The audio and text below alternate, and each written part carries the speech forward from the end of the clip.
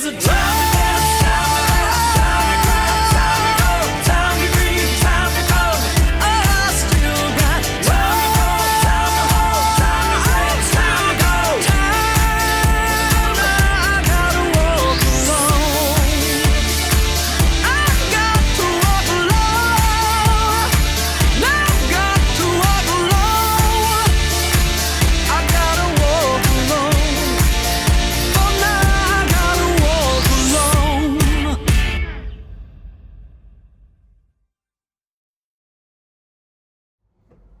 Welcome back, brothers and sisters, to another Genesis video. Today we're doing Genesis chapter 15. And does anyone want to quickly go through what we did in the last couple of chapters with Abram? Melchizedek, wasn't it? Yeah. Oh, sorry, did I take you? That's all I got. That's all I got. I don't know anything else. Didn't he write a few kings? Yeah. Yeah, he went to... Because they'd taken Lot? Yeah. So they'd taken a bunch of them captive, and Abram went and fought them with some of his men. Then they won, came, and on their way back, he was blessed by Melchizedek. Then it's pretty much where it's ended. Yeah. So we'll start today. Don't forget, we explained who Melchizedek is. Yeah. We did. I'll explain to you Melchizedek is. Alright. Mark, you want to start? After rescuing Lot and meeting Melchizedek, who was really a supernatural apparition of Yahusha, Abram returned home, and the word of Yahuwah came to Abram in a vision. Yahuwah said, "Abram, don't be afraid. I will defend you and give you a great reward." But Abram said, "Master, there is nothing you can give me that will make me happy, because I have no son. My slave, Eleazar from Damascus, will get everything I own after I die. You have given me no son, so a slave born in my house will get everything I have." So Abram's starting to get a bit worried again about having a son, because all these things that he was promised him can't happen if he doesn't have a son, at least one son to pass down his bloodline. So this is why he was worried about it. So we can see that Abram's trust in Yahuwah's promises is starting to waver a bit. He is worried about having no son and that everything he had would go to his slave. But this was not just a matter of passing on wealth and land holdings. To Abram, and to virtually all humans of the known civilizations at that time, the belief was that a man lived on through their heir. The life force which contained the bloodlines of that family was carried forward through human reproduction. In some mysterious, undefined way, the fundamental nature of the father lived on in his son.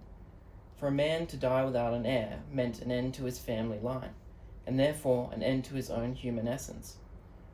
For a woman to be unable to give a son to her husband was the most shameful thing for her. Her primary reason for existence was as a human female was to produce an heir for her husband. To fail was equal to being useless. For people of Abraham's day, there was no concept of dying and going to an afterlife for eternity. A son was Abraham's only hope of seeing all of Yahuwah's promises happen, and he was well aware of it. So it wasn't just a case of, oh, who's going to get all my stuff? Who's going to get all this land when I die? It was also his bloodline, his family continuing on in Yahuwah's promises that he's made. So it's more important to him than just, oh, yeah, you can have all that. Yeah. Luca, you want to read that? Then Yahuwah spoke to Abram and said, "That slave will not be the one to get what you have. You will have a son who will get everything you own." Then Yahuwah led Abram outside and said, "Look at the sky. See the many stars? There are so many you cannot count them. Your family will be like that." Abram believed Yahuwah, and because of his belief, Yahuwah showed him great favor.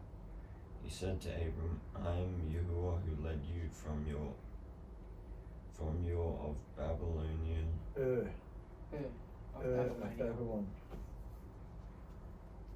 I did this so that I could give you this land. You will own this land. But Abram said, Master, how can I be sure that I will get this land? Yahuwah said to Abram, we will make a covenant.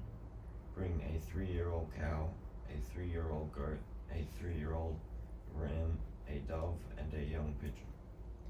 So he's starting to have some doubts and worries about what you was telling him and what's going to happen. So you was pretty much reassured him. He's brought him out, told him to go outside. And at first, the first example was the dust of the earth or something, and now he's saying his family will be as great as the stars in the sky. So he's really reassuring Abram and trying to get him to come back and believe, and not wander off of it. So Abram has just had a great victory, defeating the 4 kings in battle and rescuing his nephew Lot. Then he met and was blessed by the high priest Melchizedek. So why was he suddenly filled with fears and doubts, instead of rejoicing in the great victory Yahuwah had given them? Well, who likes to come along when we're rejoicing in Yahusha's love and give us negative thoughts, worries, doubts, judgments, fear, etc.? Ew. Yeah, Satan. So Yahuwah, knowing what Abram was thinking, comes to Abram and says, Abram, don't be afraid. I will defend you and give you a great reward. He doesn't rebuke Abram for having doubt, but instead comforts him. He answers his questions and helps Abram to get rid of his worries, even though Yahuwah could have criticized him, telling him not to doubt the Creator or to have more belief.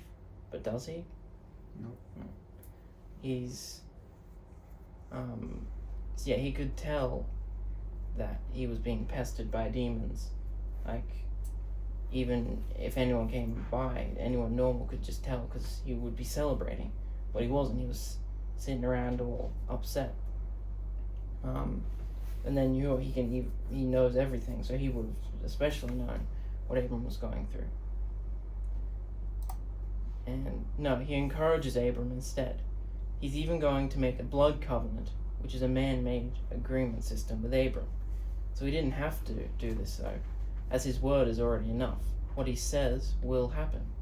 But he decides to make the blood covenant with Abram anyway, knowing it will bring much comfort to him and help him get rid of those doubts. So how should we behave if someone is having doubts or worries? Do we get angry and tell them off for doubting what Yahusha, personally or through someone else, has said to them? No. No. You should, if someone's, obviously, I'm not saying if someone's doing the wrong thing or obviously is being wrong, then you don't tell them off. But if they're confused about something, they're worried, if someone's told them something, they're having a bit of doubting in a bit, you can show them it's right and it's what Yahuwah wants and bring them into believing it, just like Yahuwah did with Abram. So yeah. What do you guys think of that so far? Yeah, we need to trust that Yahusha will help us even when we have doubts. He'll help us and show us that we don't need to have doubt in what he says, because it will happen. Yeah. Right. Alright. Pina. Robert.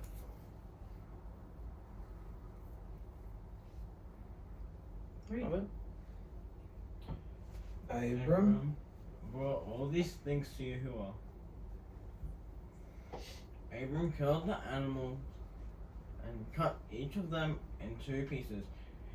He laid half across from the other half. He did not cut birds in 2 pieces. Later, large birds flew down to eat the animals, but Abram chased them away. So, you just said that they're going to make a blood covenant now, which I'll explain a bit later, more into detail what a blood covenant really is and what it means. So he's going to prepare for it. So he's cut up the animals, how they need to be prepared, and we'll see what happens next. So Pina, you want to read that? sun began to go down, and Yahuwah put Abram into a very deep, dark sleep, so that he was almost dead, like when he created Eve from Adam's rib. While he was asleep, a very terrible darkness came over him. Then Yahuwah said to Abram, "Your descendants will live in a country that is not their own. They will be strangers there. The people there will make them slaves and be cruel to them for 400 years. But then I will punish the nation that made them slaves. Your people will leave that land, and they will take many good things with them." So now he's giving Abram a little, showing him a bit what's going to happen to his family. But he's showing him again, it's saying, your descendants. He's telling him again that he is going to have descendants. He's going to have children. So he doesn't need to worry about it. And Micah? You yourself will live to be very old. You will die in peace and will be buried with your family. After 4 generations, your people will come to this land again and defeat the Amorites. That will happen in the future, because the Amorites are not yet guilty enough to lose their land. And as the sun went down and a new day of promise begun, Yahuwah actually passed through all the animal pieces himself, instead of both parties, as a burning torch and smoking furnace, consummating the promise of this blood covenant as the mediator and payment between he and Abraham, saying, "Today I raise up my blood covenant of deliverance with you, for I have given all this land to the seed of your body, Abram, from the river of Egypt to the Euphrates River." So he's now made the blood covenant with Abram. So it's made it official now. And I'll explain to you now what the blood covenant actually is. What it meant to Abram, you who are doing this. Because to us, it really, walking through blood and all that, we don't do that. That wouldn't make sense if you didn't understand this. So, the blood covenant. Back in those times, a blood covenant, or a blood agreement, was similar to a contract or legal document that you would sign today. So just like signing a contract or, any kind of legal document. It was similar to that, except it was taken much more seriously than this. Essentially, this blood covenant was to make these promises that Yahuwah had made to Abram official, and by the spilling of blood, the covenant agreement was sealed, like signing a contract. In this instance, animal blood was used to seal the deal. But later on in the scriptures, we will see more examples of human blood being used in covenants. For example, Abram's people getting circumcised and Yahusha's death. There are a couple of examples of where human blood, where animal blood wasn't enough for the agreement. So once Abram had gathered the animals, cut them up, and placed them correctly, Yahuwah put Abram into a deep sleep, and then spoke to him, confirming his previous promises to him. Then, to make it official, Yahuwah appeared as a burning torch and smoking furnace, representing his light and presence, and he walked through the animals himself. Now in Abram's day, everything was done orally, not written like today. So in this blood covenant, Yahuwah and Abram were both essentially saying, if I don't do all I am saying, if they fall through on their part of the agreement, may I be cut up like these animals. So if one of them doesn't do what they've promised, they're gonna end up like the animals, die pretty much. They'll be killed and cut up. Yeah, So by walking through the cut up animals, Yahuwah is saying to Abram, if I do not fulfill my promise, if you do not have many children and inherit this land, then I will die and be cut up as these animals are. Now wouldn't this be the most amazing thing for a believer to hear? He's made a blood covenant with Abram, saying that if he doesn't do as he's promised, then he will die. But Yahuwah cannot die. So what he says must be true. This is why Yahuwah made the blood covenant with Abram, because it would have given Abram great reassurance of Yahuwah's promises. So Yahuwah obviously can't die. So if he's made this blood covenant, Abram would have known that what he said is going to happen, It's true. It's true. Because he can't die. So he can't fall through on his end. So knowing this, if Abram doesn't go through as his part of the agreement, then he will die, right? No. It's quite the opposite, actually. Yahuwah was the only one who walked through the cut up animals. Meaning that if Abram was to fall through with his end of the deal, he wouldn't die. But in fact, it would be Yahuwah would die.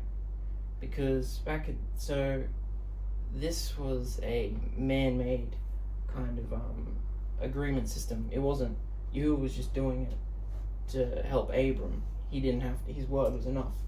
But he was doing it for Abram. So how they would normally do it is, if a king and a servant or something, or a group of people, they'd cut up the animals and whatever they're both promising, they'd all walk through, and then that's the deal.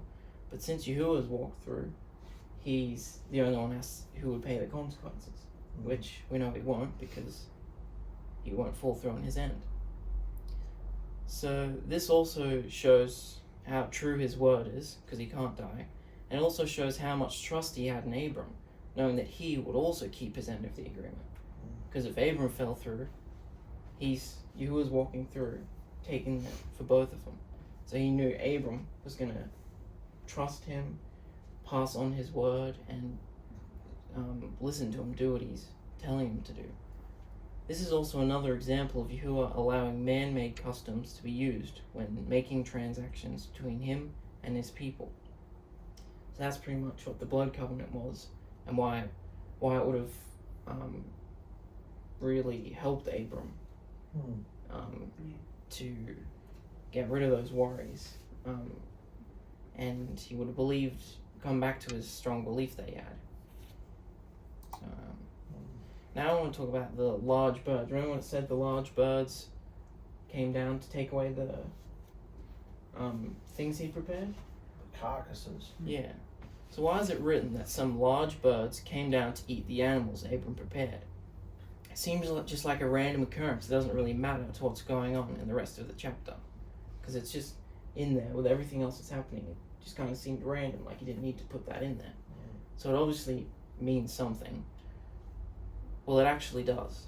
As we've just discussed, Abram was attacked by demons, giving him doubts and worries. Then Yahusha comforts him by reiterating his promises, and even telling him that he will make a blood covenant with Abram.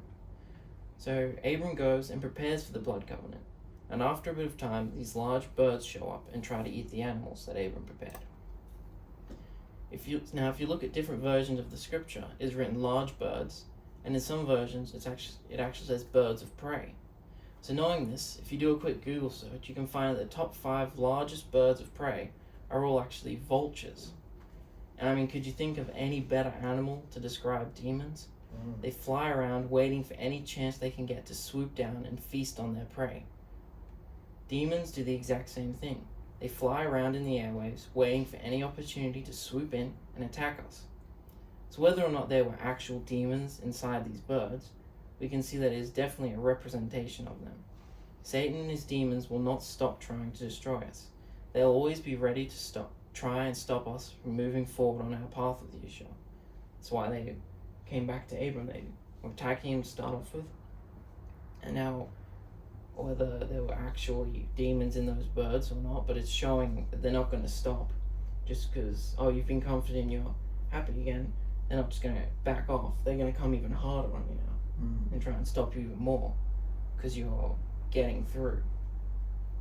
So they'll do the same to us as they did to Abram, constantly trying to swoop in and take control of us. But we must wear our armor and fight against these wicked demons, and instead listen to our loving Creator and use His word to check our thoughts. And once we are capable of fighting for ourselves, we need to help others who are struggling, and doing so in a kind, loving, and comforting way, just as Yahuwah did for Abram. So you are able to do it yourself, fight them off, and make sure you're using 3 rules, everything that we've been reading in the scriptures, and you can use it constantly. Then you need to help others, just like Yahuwah helped Abram, and help them get through it, so that they can come out the other end. So what do you guys think of that? I think that's all for that first chapter. What do you guys think of that part? I thought it was interesting. I thought it was cool how you can like do all this research and find out this, and it just plainly shows you that there were demons in them. Because you just kind of look over the fact that it's in there and you don't really think much of it, but when you really go into depth with it, yeah. You see that sort of thing in the world today, don't you? Yeah. Think about it. There's been an earthquake and there's people looting. It's the same sort of thing. They're classed as vultures, aren't they? So you see it in the world today. Yeah. Is anyone else anything about this first chapter? Or? Very amazing about the covenant, isn't it? Very serious contract. Yeah. Alright, we'll go to the next chapter now. And this one's all about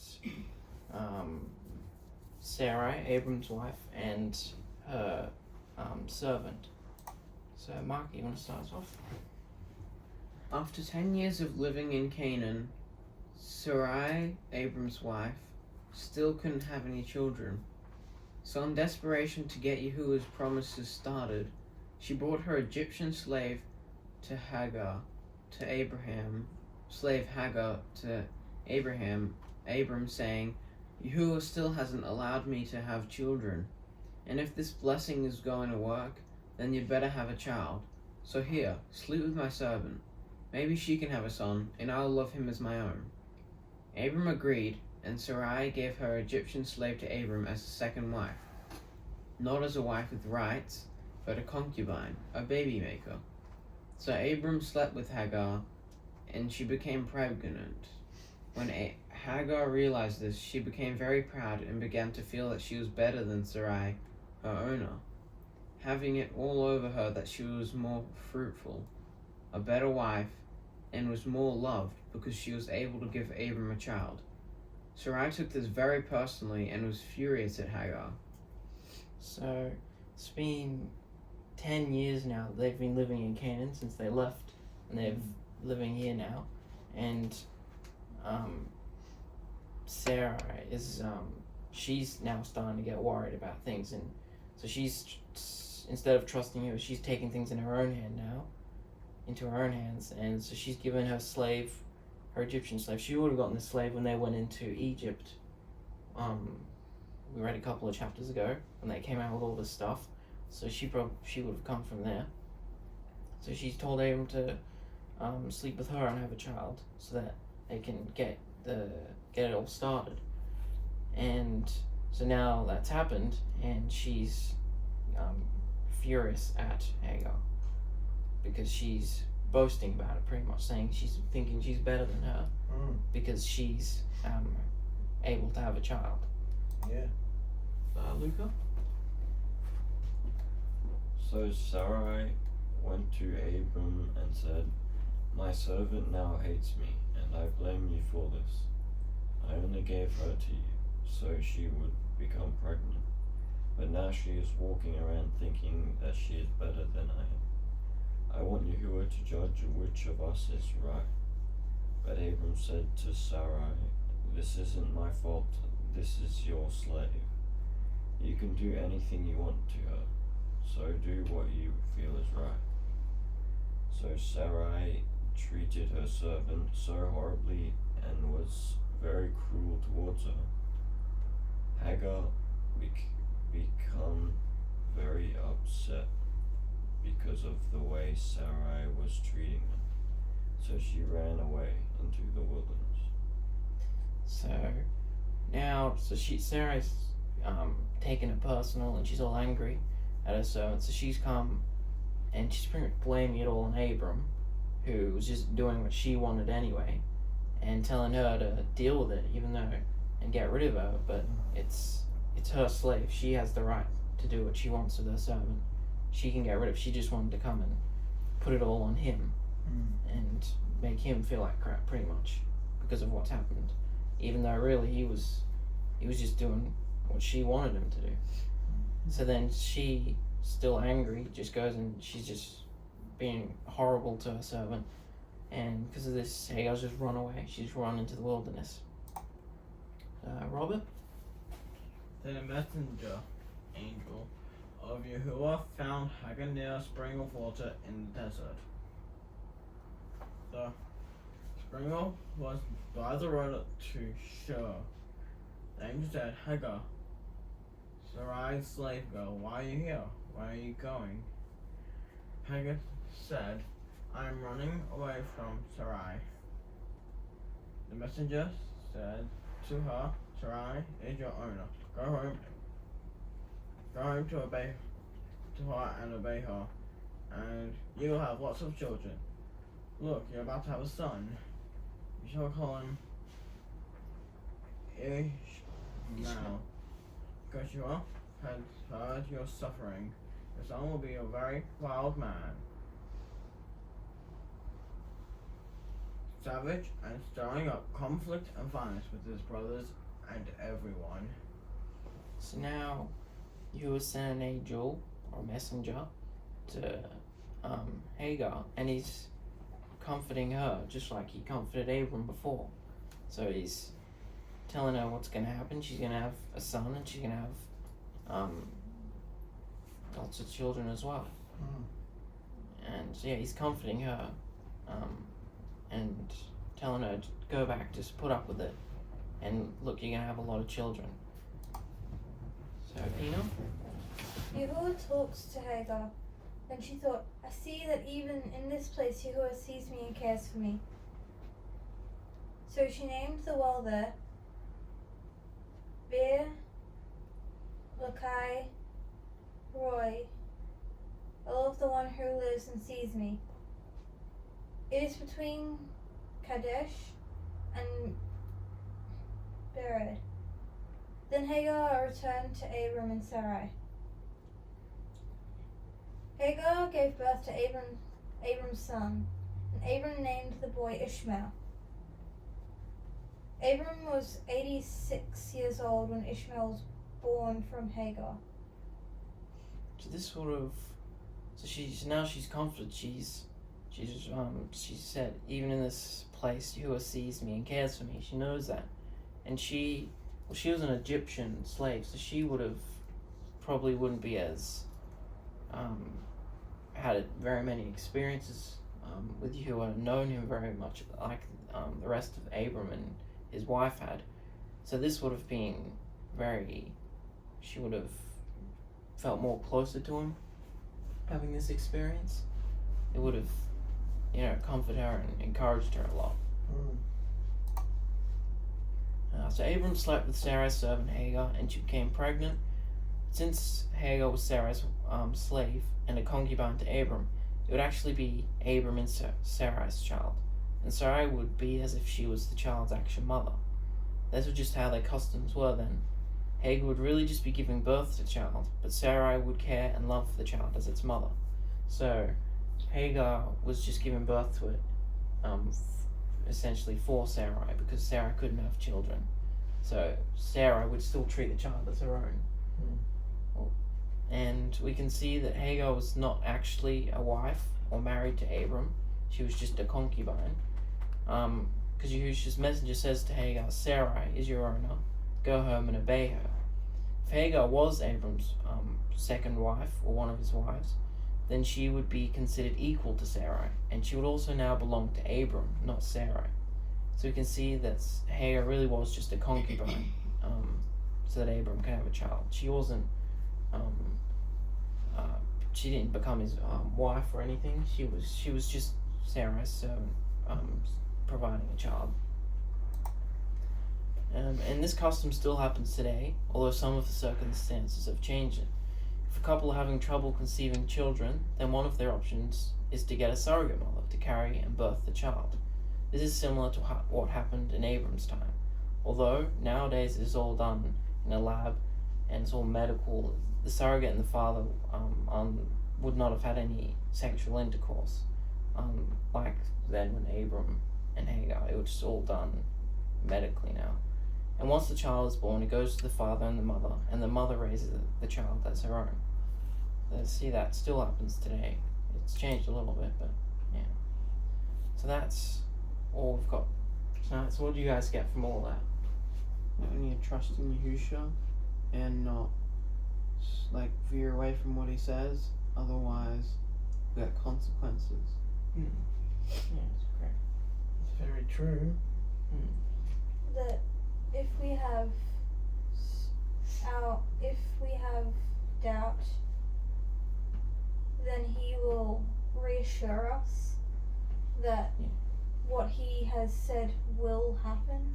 He's always there helping us, and encouraging us, and at times if we're not doing the right thing, then goading us, and we'll get consequences. That's all part of loving us, doing that. So yeah. Mm. Robert, did you get anything from it?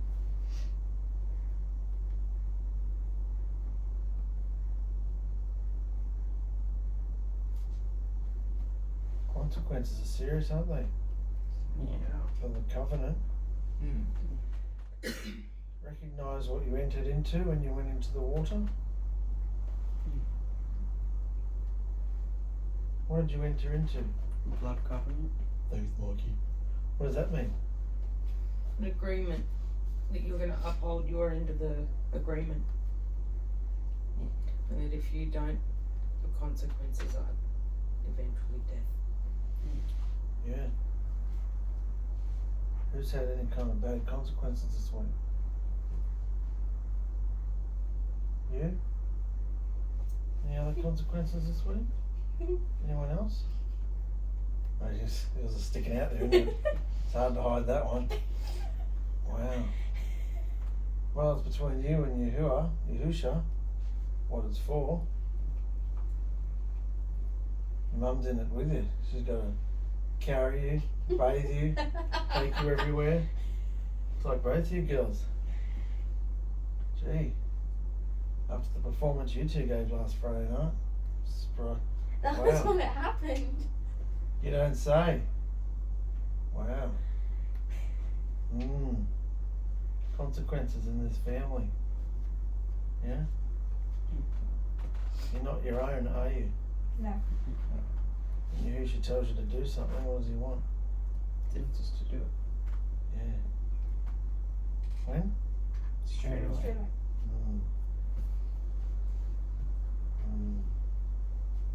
Do you understand that? Yeah. Very serious. Yeah. Look what happened to Abram. He's getting pestered. Actually went and slept with another wife because he was too impatient. Yeah. You know who that son is? The product of that impatient, I'm going to do this my own way. You know what the product of that Ishmael, did it say Ishmael? Yeah. Yeah. You know who Ishmael is today? All the Muzis, mate. Yeah. It's a quick way to do it. It's a generalisation. That's all the Muslims. All the people. Ishmael. All his descendants. So, and other people too. Serious consequences for not doing what you're told to do. Yeah. So, yeah. What do you want? It matches my pants. Thanks, Joe. I'm colour coordinated. Very serious, guys. Who's in every thought, word, and deed, and doing everything in our lives? Yahusha. You aware of that? Aware of that?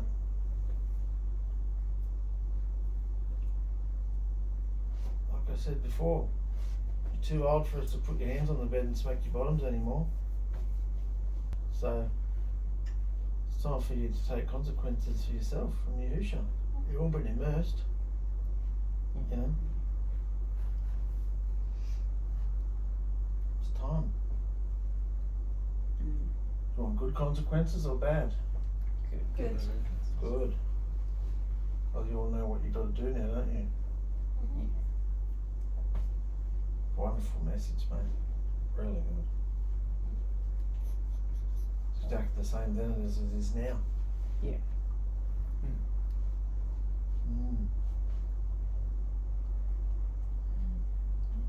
Well, thank you, brothers and sisters, for joining us for another Genesis video, and I'll see you next week.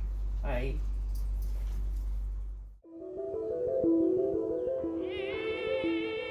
In the very beginning, Yahuwah our Elohim created everything. The dimensions, the universe, the earth, all things seen and unseen. And Yahuwah saw that the earth had become an unshaped emptiness of doom and gloom. So he hovered over its surface like a gentle breeze and said, Light. And the vibration and frequency of his living word cut through the darkness of the planet, filling it with the radiance of his goodness and There's a poet in me that remembers, and there's an honesty in every word. There's a dancer that feels her own beat, and there's a daughter who loves. There's a sinner in my bones, and there's a joker in my head, and there are sorries that I have never said. But there's a time to dance, time to laugh, time to cry, time to go, time to grieve, time to come. Oh, I still got time to fold, time to hold, time to play, time to grow. But for now I gotta walk alone. I gotta walk alone. There's a tightrope that I've been walking. There's a daisy in my hair. There's a heartbreak that has taught me a war is raging, and there's only love and fear. There's a sadness in my confessions. There's a healer howling at the moon, and there's a gypsy in me that keeps on roaming, and there's an anger as I get closer to the truth. But there's a